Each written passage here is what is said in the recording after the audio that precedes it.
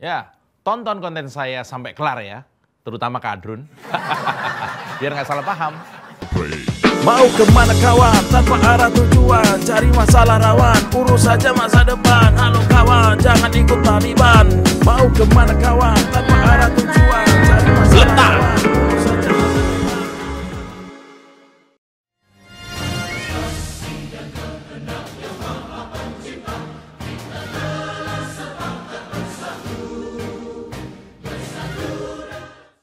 Besok PDI Perjuangan ulang tahun ke-50. Konon sejarah politik adalah sejarah perebutan kekuasaan. Tapi itu nampak kurang akurat menjelaskan sejarah panjang PDI Perjuangan. Karena sebenarnya sejarah PDI Perjuangan adalah sejarah panjang perjuangan. PDIP telah menjadi partai pemenang pemilu sebanyak 2 kali berturut-turut. 2014 dan 2019. Pencapaian ini bisa menjadi hat-trick pada 2024 nanti. Tapi apalah arti PDIP sebagai institusi dan partai politik tanpa wong cilik yang membersamainya? Nah, kemenangan PDIP selama 2014 sampai hari ini adalah bukti terhadap kuatnya basis massa dan kedekatan sebuah partai dengan rakyatnya, dengan konstituennya, dengan akar rumput. Kemenangan ini juga adalah sesuatu yang wajar jika melihat sejarah panjang perjuangan PDIP untuk selalu berjalan bersama rakyat dan mensejahterakan wong cilik. Lalu bagaimana membaca rekam jejak PDIP dan komitmennya terhadap politik kerakyatan? Apakah dalam sejarah politik kita PDI Perjuangan benar-benar berhasil mewujudkan politik kerakyatan yang sejati? Atau spirit kerakyatan itu hanya sekedar yel-yel dan slogan partai saja? PDI Perjuangan adalah anak ideologis dari PNI. Sebuah partai yang didirikan oleh Bung Karno untuk melawan kolonialisme Belanda pada masyarakat Indonesia. Bagi Bung Karno, memerdekakan sebuah bangsa pertama-tama adalah memerdekakan wong cilik.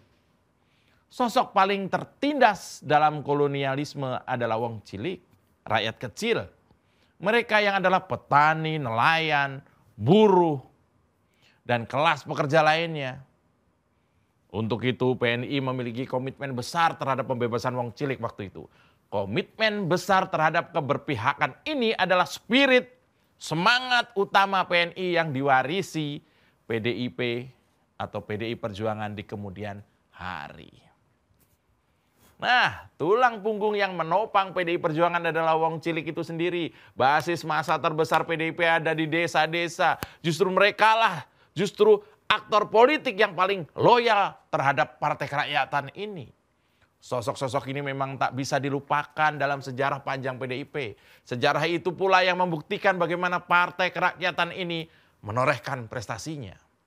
Ingat, tahun 1973 terjadi fusi partai politik sebagai perintah Orde Baru untuk bisa mengontrol suara kritis dalam organisasi politik. Maka dibentuklah PDI, Partai Demokrasi Indonesia, sebagai gabungan dari PNI dan 4 partai politik lainnya. Selama hampir 2 dekade PDI disibukkan dengan konflik internal. 20 tahun konflik melulu. Satu golongan selalu ribut dengan golongan lain. Hal itu karena pemerintah Orde Baru memasang boneka-boneka politiknya untuk merecoki PDI waktu itu. Disebutnya PDI segi 5 karena logonya masih segi 5. Pada masa-masa itu, Megawati Soekarno Putri muncul sebagai sosok pembawa harapan. Sebagai anak kedua dari Soekarno yang memiliki kapasitas luar biasa. Ia digadang-gadang menjadi ketua umum PDI. Tapi Orde Baru langsung menjegalnya dengan surat larangan Megawati menjadi ketua umum. Kongres luar biasa PDI tahun 93 itu memanas. Karena para peserta telah bulat memutuskan Megawati sebagai ketua umum. Dinamika ini terus terjadi sampai memuncak pada penunjukan sepihak Suryadi. Anda masih ingat namanya? Suryadi sebagai ketua umum PDI yang dilakukan oleh pemerintahan Soeharto. Politik adu domba ala Orde Baru Soeharto membuat PDI terpecah belah. Sementara arus massa yang menginginkan reformasi semakin membesar. Gerakan pro-demokrasi, gerakan rakyat akar rumput, dan gerakan mahasiswa menjamur menjelang tahun 1998. Tapi ancaman dan intervensi Orde Baru terus menghantui Megawati. Pada momen-momen inilah terlihat ketabahannya dan daya juangnya yang besar. Megawati dalam krisis menjelang senja kala Orde Baru menempati peran sebagai ibu reformasi. Ya, Megawati adalah ibu reformasi. Ia begitu terbuka mendukung banyak golongan yang berjuang untuk demokrasi.